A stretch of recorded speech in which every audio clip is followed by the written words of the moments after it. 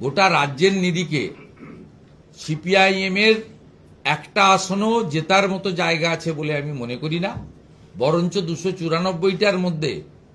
290টা আসন এমন আছে যেখানে সিপিআইএম এর সিকিউরিটি মানি ফরফিট হবে, এটা আমরা আগে থেকে বলতে পারি। সিপিআইএম পার্টি মূলত তৃণমূলকে এখানে ক্ষমতায় রাখার কাজটা করছেন এবং 24-এর লোকসভা ভোট যদি আপনি বিশ্লেষণ করেন তাহলে দেখবেন কোনো মাইনরিটি মুসলিম এলাকায় সিপিআইএম ভোট পায়নি,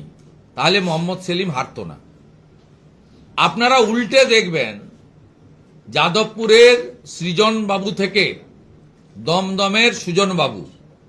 প্রত্যেকেই এমন প্রায় 11 থেকে 12টি লোকসভা আসন রয়েছে মূলত হিন্দু ভোট এবং রাষ্ট্রবাদী ভোটারদের, যারা মৌলবাদ, জঙ্গিবাদ এবং অ্যান্টি ন্যাশনাল অ্যাক্টিভিটিজকে আমরা মনে করি সমর্থন করে না, তাদেরকে নো ভোট টু বিজেপি এবং নানাভাবে আমরা ঘুরে দাঁড়াচ্ছি, আমরা ফিরে আসছি, আমরা দমদম জিতছি, আমরা ব্যারাকপুর জিতছি, আমরা যাদবপুর জিতছি, আমাদের শূন্য কাটছে, সেলিম সাহেব আমাদের জিতছেন, তার আসন তো পাক্কা হয়ে গেছে, এইসব নানা কথা বলে যারা তৃণমূলের হাত থেকে বাংলাকে বাঁচাতে চান তাদের একটা অংশকে বিভ্রান্ত করে 6% ভোট কেটে আরো 12টা লোকসভা কেন্দ্রে